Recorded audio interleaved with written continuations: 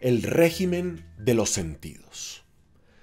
La gente en Rusia suele hablar del régimen soviético de la manera más ambigua que ustedes puedan imaginar. Lo añoran y lo deploran al mismo tiempo. Extrañan, por ejemplo, su autoritaria igualdad en la que todos iban por un mismo camino, por malo o bueno que éste fuera, en el que la gente no sufría con la perpetua competencia que encontramos hoy en día. Si bien el sistema vivía en guerra casi continua contra su propia sociedad, le tenía garantizada a estas personas la educación, la salud, pensiones y en términos generales un futuro, por más paradójico que esto pueda sonar. En la Rusia contemporánea las cosas han venido cambiando a una velocidad vertiginosa, aunque persistan algunos reflejos propios del sistema soviético en la política y en otras esferas de la economía o de la sociedad. Uno podría hacer una lista enorme de lo que hubo y ya no existe, de lo que apareció después del desmoronamiento del Imperio Soviético o incluso de aquellas cosas que se niegan a desaparecer.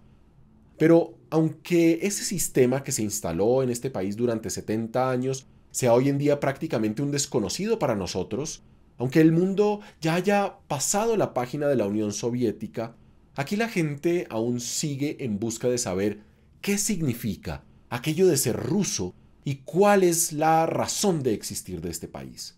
En otras palabras, los ciudadanos soviéticos tenían una vida muy distinta de la de los rusos del siglo XXI, cuando en los tiempos de Lenin, Stalin, Nikita Khrushchev, Gorbachev, el régimen comunista no solo intervenía en el orden político del país o en su vida económica, sino también en la vida cotidiana de sus ciudadanos.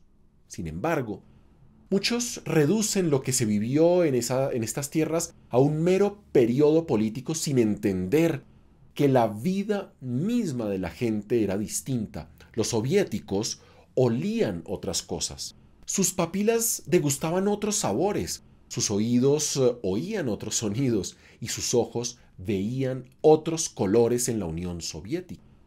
Me refiero a que en esos años de comunismo dominaban en Petersburgo, por ejemplo, que en ese entonces se llamaba Leningrado, las fachadas grisáceas que escondían lo que alguna vez fue un azul o un verde típico de los tiempos zaristas. Los suntuosos frontones y estatuas de los antiguos palacios apenas se distinguían debido a la erosión y caían sin remedio a pedazos.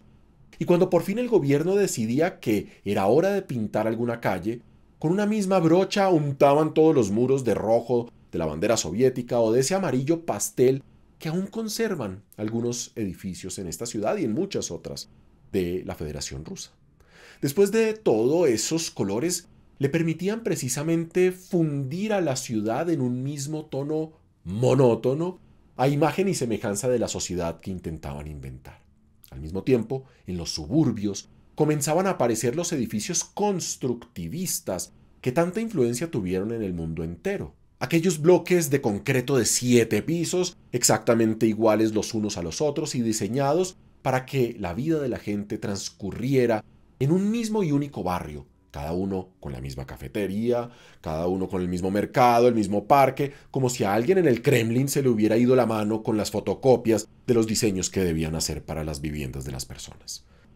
Con el fin de la Unión Soviética, no solo una economía de mercado ha nacido en las diferentes ciudades como Petersburgo, sino que los sentidos mismos de las personas han cambiado. Eso es difícil de entender, pero tenemos que tratar de ponernos en los zapatos de estas personas.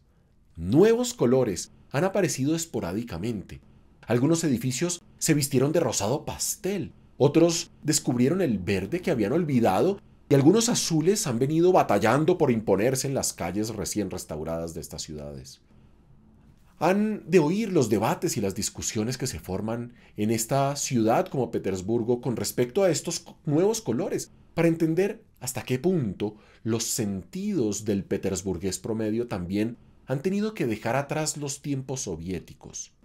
La gente se queja que en Leningrado todo era más verde que en el Petersburgo actual, que las aguas del río Nevá eran más azules, al punto que uno ya no sabe si es la nostalgia o la realidad la que está hablando. Lo que sí parece más claro es que hoy en día existe una anarquía total de los colores que dice mucho de lo gris que llegó a ser la ciudad para la gente. De hecho, a veces, Cuando se encuentra uno con un edificio vinotinto o un azul excesivamente vivo, entiende que el que decidió el tono de la pintura o estaba con gafas de sol o tenía un afán violento por plasmar un colorido, quisiera arder hasta la retina más resistente. Si bien el cambio del régimen en Rusia ha traído consigo nuevas maneras de percibir el mundo, de tocarlo, de oírlo y hasta de olerlo, hay cosas que ni el más esmerado de los seres ha podido cambiar, y es ese terracota elegante del granito petersburgués, esa interminable fila de piedras pulidas que recubre sus orillas decorando canales y ríos, brillando bajo la interminable llovizna de estas latitudes que le sirven de consuelo a toda la ciudad en estos tiempos difíciles. Si les gusta este contenido, suscríbanse a nuestro canal y denle like a este video, y recuerden que tenemos unas membresías con muchísimo contenido de historia rusa y de otros países para todos ustedes. Chao, chao.